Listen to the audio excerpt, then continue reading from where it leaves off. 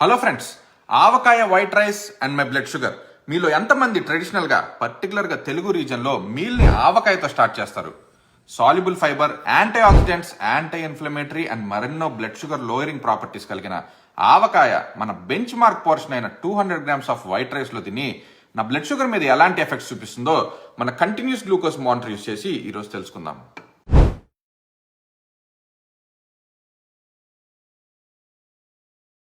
Alright friends, ఆవకాయ rice sesame results చూసే ముందు 200 grams quickly digestible plain white rice తిన్నప్పుడు లేదా dal rice, curd rice, sambar rice results ఏంటో చూసినట్లయితే అన్నిట్లో కూడా ర్యాపిడ్ బ్లడ్ షుగర్ స్పైక్ చూస్తున్నాం. అలాంటి వైట్ రైస్ తో ఆవకాయ తిన్నప్పుడు మాత్రం బ్లడ్ షుగర్ స్పైక్ ని బ్లంట్ చేసినట్టుగా క్లియర్ గా గ్రాఫ్ ని చూస్తే తెలుస్తుంది.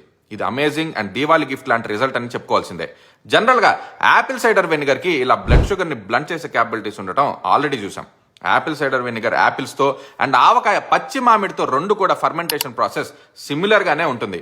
ఇలా ఆవకాయలో ఫర్మెంటేషన్ వల్ల వచ్చిన లాక్టిక్ యాసిడ్, ప్రోబయాటిక్స్ అండ్ ఇతర ఆర్గానిక్ యాసిడ్స్ వల్ల స్లోయర్ డైజెషన్ మరియు ఇన్సులిన్ సెన్సిటివిటీని ఇంప్రూవ్ చేయడమే కాకుండా గట్ హెల్త్ కి ఉపయోగపడుతుంది. అండ్ దీనిలోని ఆవాలు, ఇంగువ అండ్ మెంతుల యొక్క soluble fibres anti inflammatory properties తో పాటు బ్లడ్ షుగర్ లోయరింగ్ కి హెల్ప్ అవుతాయి. రుచి మాత్రమే కాదు, ఆవకాయ పవర్ హౌస్ అనే సంగతి మన ఫ్రెండ్స్ అండ్ ఫ్యామిలీతో తప్పకుండా షేర్ చేయండి. Let's all eat smart.